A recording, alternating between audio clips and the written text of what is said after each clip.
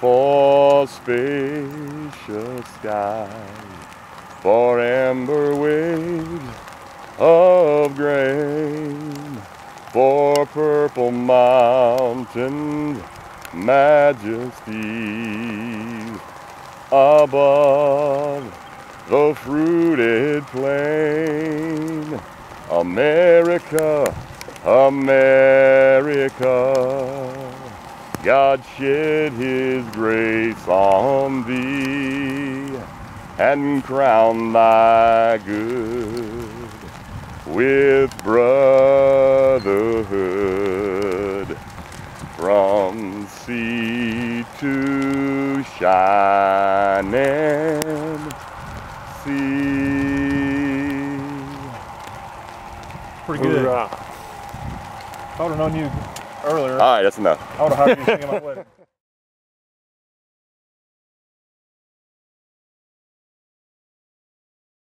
Now, this is the third year that we have participated in the Peterson Outdoors Ministries Wounded Warrior Waterfowl Hunt.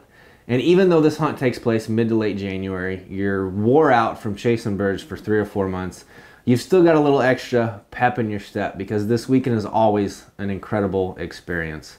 We've had some great hunts, some great times over the past few years, and the original weekend that this hunt was planned, one of the only winter events, fell in southwest Missouri, southeast Kansas. So the sheet of ice kind of put a damper on things. They had to reschedule it for the next weekend.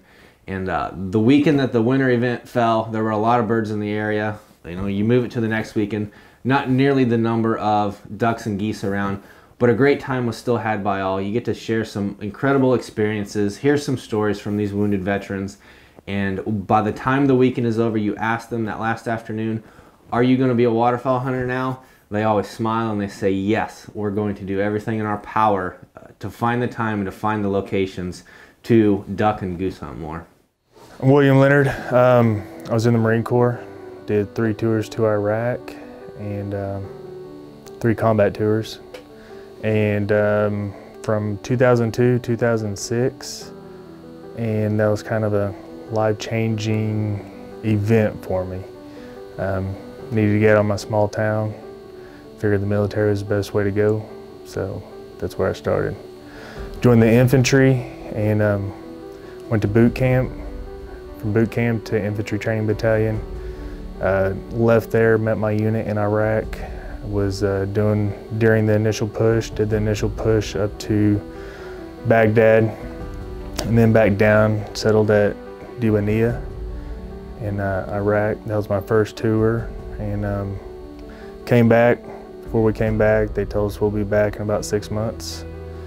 And my second tour was a little more exciting, I guess you could say, if you can get much more exciting than doing the initial push. My second tour was to Fallujah, 2004, and we cleared out Fallujah.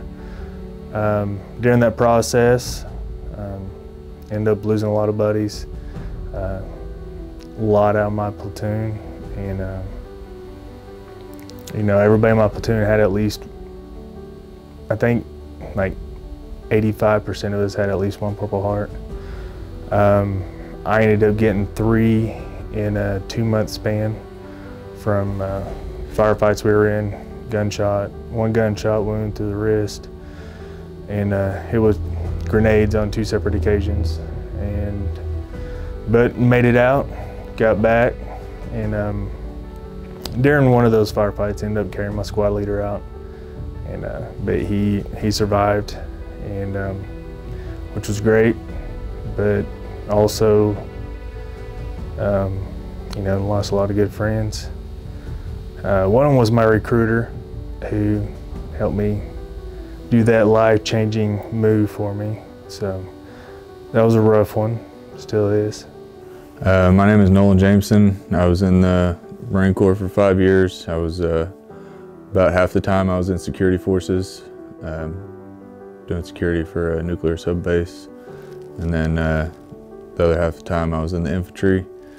Did 1 tour to Afghanistan, spent 7 months there. And then I decided it was time to get out. Well, after that second tour, did a third tour. Wasn't as exciting. My wife at the time ended up having back surgery. I came back a little bit early. Finished out my Marine Corps career at the reserve base in Broken Arrow, Oklahoma. And from there, I started working for my dad, who had a landscape company. And so I've been in landscape construction since then. In 2006 and 2010, I started my own landscape company and decided I wasn't getting the camaraderie that I was used to in the military. My brother was in the Marine Corps at the time. He went in as I was getting out, who's Nolan Jameson, who's here as well. So I started my landscape company. I knew he would need a job when he got out. He started working for me when he got out, and told him I wanted to join the fire department, kind of find some more camaraderie, some more adrenaline rush, which is kind of what I lived for when I was in the Marine Corps. So we got our EMTs, got hired on the Broken Arrow Fire Department, still kept my construction company. So I still do that, and married my wife about 9 years ago, the wife I had in the Marine Corps. Those relationships are hard to keep together, so found a perfect fit for me after that. We have 5 beautiful kids, and so work at the fire department, run a construction company, and raise a bunch of kids.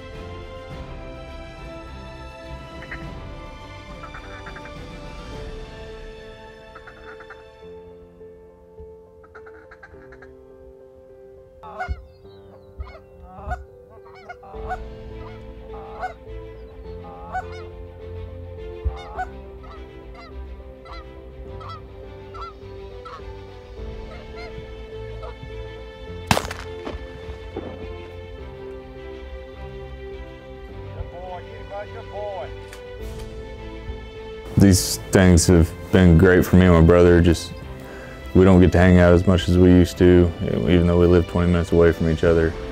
You know, we work on the same days, but I don't see him at work because we're at different stations, so I barely see him at work. If I do, we don't get a whole lot of time just to hang out and go do stuff like this anymore. So this has really been awesome to be able to get to do this stuff with him. So coming to the events like this, I love to hunt and fish, but I never make the time to do it because I always put my focus on family and work.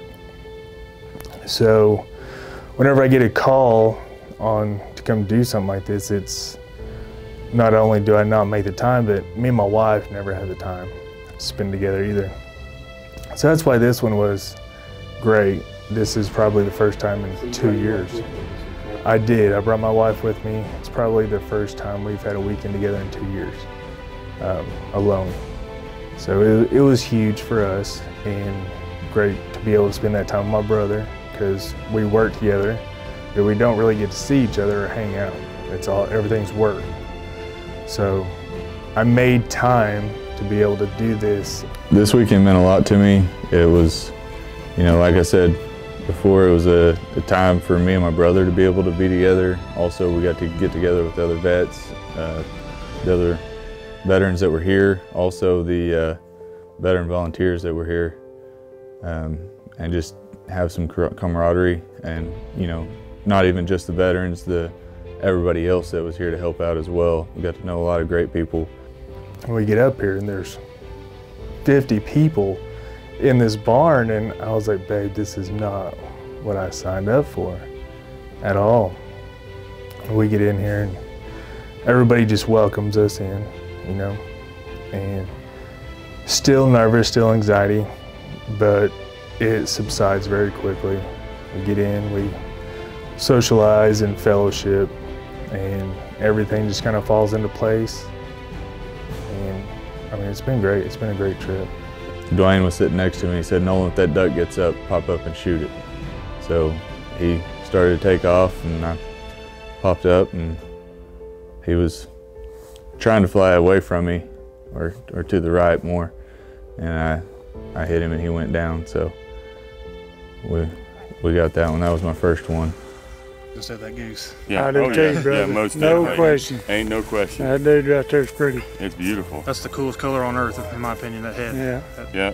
First time to ever get out in a blind like that, and about 10 minutes after shooting time, you know, 2 came in, they threw the blind down, and we got 2 right away, and 1 swam off, couldn't find it. The other one swam to the other, or floated to the other bank, and Chris was like, I want to go try and find the one. They went out, couldn't find it, came back, and everything kind of slowed down for a while. And so Chris was like, well, let's go over here, see if more ducks are, they were kind of laying on the other end of the pond. And as soon as we were walking over there, his dog just found something, took off on a beeline, and 2 minutes later came back with the drake that swam off and couldn't fly. I busted his wing. But that was my first drake, mallard, and he found it. It was amazing. It was awesome.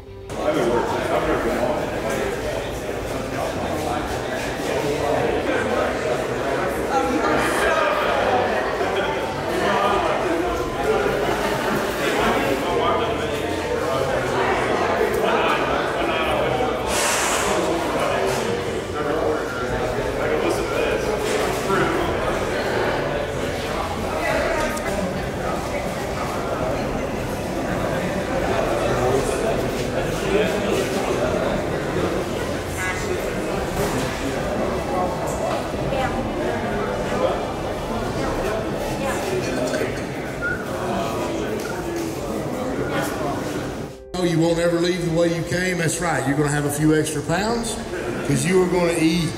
We like to eat at these things, but.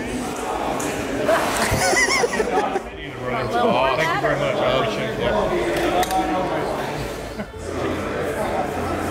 it. Like I said, the big thing with me is I'd given up on life, on everything, about a little over a year ago. And I'd always been a Christian, but not Christian. And I just prayed about it, and still nothing. Depressed, recluse. I wasn't an aggressive PTSD. I would go into a shell. I was in the hospital the first time for 6 months. The second time I was in the hospital for PTSD for over a year. Met my wife, because I said, send me some medicine. That's all I said. And she was my medicine. So I've been trying to get my life back where I'm doing things I used to like to do. I hunted and fished since I was 7 years old. I went and, you know, after the military and the injuries and everything, I've had 4 major shoulder surgeries. I've had a left hip replacement. My knees need surgery and my back needs surgery. So I can't do what I used to do.